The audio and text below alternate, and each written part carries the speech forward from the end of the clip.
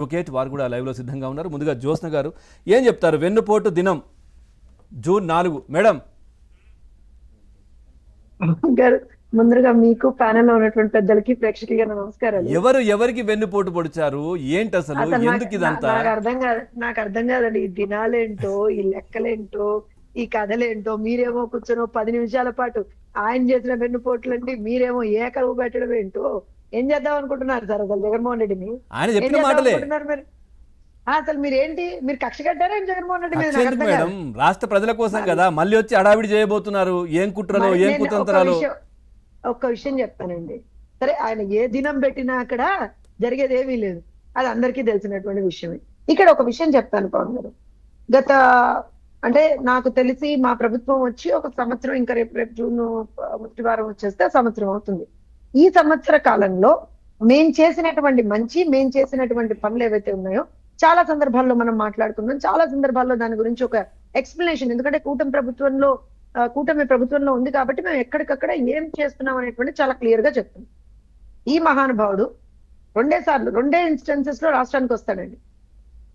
ఎప్పుడు అయితే ఎవరైనా చచ్చిపోవాలి, లేదా ఎవరైనా అరెస్ట్ అవ్వాలి. ఇప్పుడు ఆ రెండోది కూడా మానేశాడండి. రోజుకోళ్ళు అరెస్ట్ అవుతున్నారు. ఒక్కొక్కళ్ళు ఏమంటున్నారంటే 100 days సెంచరీలు పూర్తి చేసుకుంటున్నారు అక్కడ జైళ్లలో. సో ఎందుకు వచ్చిన తలనొప్పిరా నాయన, నేను ఊరికే ఎక్కడ వచ్చేది, రోజు కూడా అరెస్ట్ అవుతుంటే నా వల్ల కదా, ఫ్లైట్ ఛార్జీలు చాలా ఎక్కువైపోతే నేను రానని చెప్పి, సరే ఎవరైనా చచ్చిపోతే వస్తాలే అని చెప్పి ఆ లెక్కన వస్తున్నాడు. నేనేమంటానంటే, ఇవాళ జగన్మోహన్ రెడ్డి రాష్ట్రానికి వచ్చినప్పుడు ఏం మాట్లాడుతున్నాడు? వీళ్ళకి అన్యాయం జరిగిపోయింది, వాళ్ళకి అన్యాయం జరిగిపోయింది, ఇంకోళ్ళకి అన్యాయం జరిగిపోయింది అంట. ఒక్కటే ప్రశ్న అండి. విద్యార్థుల గురించి మాట్లాడాడు. జగన్మోహన్ రెడ్డి హయాంలో నేను అసలు మీరు నన్ను, రజనీ గారిని, శ్రీనివాస్ గారిని కూర్చోబెట్టక్కర్లేదండి. మీరే చెప్పేశారు అంతా, ఆయన ఎక్కడ ఎవరికి ఏం అన్యాయం చేశాడు. కాకపోతే ఏంటంటే మేము మాట్లాడాలి కాబట్టి, ఎందుకంటే మేము ఇంకొంచెం దానికి యాడ్ చేయగలుగుతాం కాబట్టి మాట్లాడడం అంతే. అంటే ప్రతి ఒక్కరు, మీరంటే మీరు ప్రజలు పవన్ గారు. నేను మిమ్మల్ని ఎందుకు అంటున్నా అంటే, మీరే ప్రజలు. ఎప్పుడైనా సరే మీడియా అనేటువంటిది ప్రజా గొంతుకగా మాట్లాడుతుంది. ఇవాళ మీరు మాట్లాడుతున్నారు. దానికి కారణం ఏంటి? ప్రజలు 5 సంవత్సరాల పాటు 2019 నుంచి 2024 వరకు ప్రజలు నానా యాగి పడ్డప్పుడు మీరే బయటకు వచ్చి మాట్లాడారు. మీరే జగన్మోహన్ రెడ్డి చేసినటువంటి అఘాయిత్యాల్ని, దుర్మార్గాలని, ఎక్కడికక్కడ డిస్ట్రక్షన్ ని, విధ్వంసాన్ని బయట పెట్టారు. ఇవాళ జరుగుతోంది ఏంటి? ఆయన ప్రజలు ఏం చేశారంటే, చిచ్చి మాకొద్దు జగన్మోహన్ రెడ్డి అని వదిలేసుకున్నారు.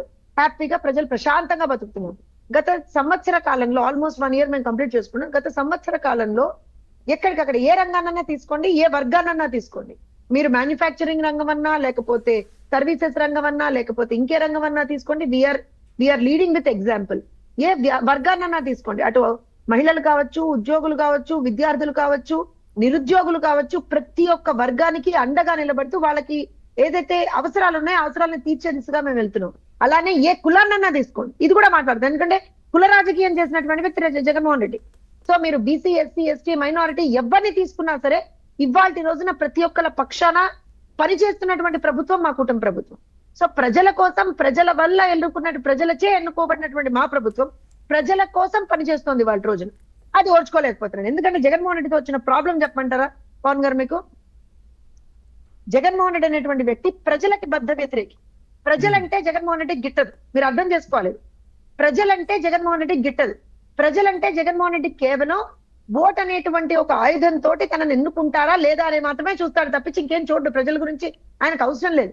అలాంటి జగన్మోహన్ రెడ్డి ఇవాళ ఎప్పుడైతే ప్రజలు బాగుపడుతున్నారో, ప్రజలు సంతోషంగా ఉన్నారో ఎలా భరిస్తాడండి?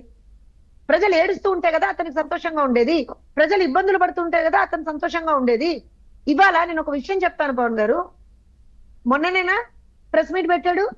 అవును, ఈ దినాలు ఏవో అనౌన్స్ చేయడానికి మొన్న ప్రెస్ మీట్ పెట్టాడు. ఈ దినం చేస్తున్నాను అనౌన్స్ చేయడానికి. ఆ ప్రెస్ మీట్ పెట్టిన రోజున పొద్దున్న ఏమన్నాడు తెలుసా? ప్రెస్ మీట్ లో, రండి ఎవరు వస్తారా రండి, నేను అరెస్ట్ చేస్తాను, ఇక్కడే ఉన్నా విజయవాడలో అన్నాడు. కట్ చేస్తే సాయంత్రం కాగానే గన్నవరం ఎయిర్పోర్ట్ లో ఉన్నాడు. నాకు తెలిసి 5-6 గంటలు కూడా లేడేమో. నాకు తెలిసి ఏమో మరి రజనమ్మ చెప్పాలి ఎన్ని గంటలు ఉన్నాడో. ఆ ప్రెస్ మీట్ తర్వాత ఎన్ని గంటలు ఉన్నాడో రజనమ్మ చెప్పాలి. కానీ కరెక్ట్ గా చెప్తున్నాను కదా, 24 గంటలు కూడా లేడు. 24 గంటలు. సార్ మీరు ఈ ప్రశ్నలు మమ్మల్ని అడగకూడదు సార్, మమ్మల్ని అడగకూడదు. మీకు తెలవాలి. మీడియా వారు మీకు ఎలా ఇచ్చారా? రానివారు కదా, భయపడతారు కదా. ఒక్క మాట చెప్తానండి. నేను ఒక ఎగ్జాంపుల్ చెప్తాను పవన్ గారు. ఇప్పుడు కాదు, ఎప్పుడు కూడా, అంటే సమయంలో కూడా మేము ఏ రోజున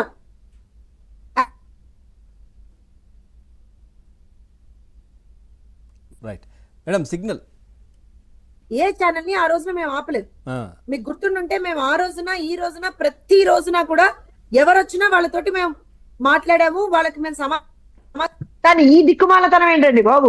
నేను ఏబిఎన్ ని రానియను, నేను ఇంకో ఛానల్ ని రానియను. ఎందుకు ఏబిఎన్ ఏమన్నా నెత్తిమే ఎందుకు ఖచ్చితంగా లోకేష్ గారు అడిగేవారు కదా, వాళ్ళకి సంబంధించిన ఎవరైతే జగన్మోహన్ రెడ్డి పత్రిక వచ్చిందా అని అడుగుతుండే, వచ్చిందా నీకేమైనా ప్రశ్నలు ఉన్నాయా, ఏమైనా అడుగుతావా, అడుగు నేను చెప్తాను సమాధానం ధైర్యంగా అడుగుతుండే. అంటే నేను ఏమంటున్నా అంటే పవన్ గారు, ఎందుకంటే we don't have anything to hide. మావన్నీ కూడా live press meet, live press interactions, press conference లే. ఎక్కడ కూడా మేమేమి ఏమంటారంటే వాళ్ళలాగా సెట్టింగ్ వేయలేదండి బాబు. మీరేమో వచ్చి ఇది లైవ్ అని మమ్మల్ని అడిగితే మాకేం తెలుసు? తాడేపల్లి ప్యాలెస్ లో ఎవడు వెళ్ళడం కూడా వెళ్ళలేడు. పోనీ మీలాంటి వాళ్ళని పంపిస్తారన్నా మీరేమన్నా అక్కడ కనీసం అది లైవో కాదో చెప్తారంటే మిమ్మల్ని రానీయుడు. అంటే నిజాలు చూపించేటువంటి ఏ ఛానల్ ని అక్కడికి రానీయుడు. మీరు గమనించండి. ఇవన్నీ ఎందుకు చేస్తున్నాడు జగన్మోహన్ రెడ్డి? ఏదో దాస్తున్నాడు. సరే దాచుకోవయ్యా బాబు, ఏమన్నా చేసుకో అన్నాం మేము ఒకటే అడుగుతున్నాం పవన్ గారు. నేను మొన్న ఇదే మాట మాట్లాడా, ఇవాళ ఇదే మాట మాట్లాడా. జగన్మోహన్ రెడ్డికి ప్రాబ్లమ్స్ ఉన్నాయా? జగన్మోహన్ రెడ్డి నాకు రాష్ట్రంలో ఏదో జరిగిపోతుందని మాట్లాడుతున్నాడు కదా, రావయ్యా బాబు శాసనసభకి. లేదా ఏం జరుగుతుందో పోనీ ఇప్పుడు అంటున్నాడు కదా, శాంతి భద్రతల సమస్య అన్నాడు, ఇంకోటి ఏదో అన్నాడు, విద్యార్థుల సమస్య అన్నాడు, ఇంకోటి ఏదో అన్నాడు. అప్పుడు మీకు గుర్తుందా, ఏదో పోరు బాట, ఇంకో పాట ఫీజు బాట, ఏదో బాట పెట్టాడు ఆ రోజున. విద్యార్థుల ఫీజు జరగలేదు, క్యాన్సిల్ చేసుకున్నారు. అలా ఎలా అంటే ఇది కూడా మీ కుట్రేనండి.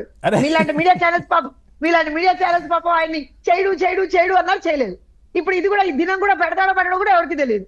ఏదో దినం అన్నాడు. మరి నేను ఎందుకంటున్నా అంటే నా కోపం ఎక్కడ వస్తుందంటే, రాష్ట్రం బాగుపడుతుందో చూడలేవు నువ్వు. నీకు నిజంగా ప్రాబ్లం ఉంటే రా, అసెంబ్లీకి రా, నిలబడి అక్కడ క్వశ్చన్ చేయి, మినిస్టర్స్ ని క్వశ్చన్ చేయి. రైట్. ఇప్పుడు నిజంగా రాష్ట్రంలో శాంతి భద్రతల సమస్య ఉంటే మా అనితమని అడుగు. అనిత గారు ఇక్కడ ఈ ప్రాబ్లం ఉంది, మీరేం చర్యలు తీసుకున్నారంటే అని అడుగు. లేదా విద్యాశాఖలో ఏదైనా ప్రాబ్లం ఉంటే మేము లోకేష్ గారిని అడుగు. లోకేష్ గారు మీరు మీకు ఇక్కడ నాకు విద్యాశాఖలో ఇబ్బందులు ఉన్నాయండి, ఈ విద్యార్థులు ఇబ్బందులు పడుతున్నారండి, మీరు చెప్పండి అని అడుగు. లేకపోతే ఇంకెక్కడన్నా ఆర్ఎంపీ ఏదైనా సమస్య ఉంటే అడుగు. లేకపోతే ఇండస్ట్రీస్ రాకపోతే ఇండస్ట్రీస్ మినిస్టర్ భరత్ గారిని అడుగు. లేకపోతే ఎంఎస్ఎంఈ ఇండస్ట్రీస్ రాకపోతే కొండపల్లి శ్రీనివాస్ గారిని అడుగు. లేకపోతే బీసీల మీద ఏదన్నా నీ హయాంలో జరిగినట్టు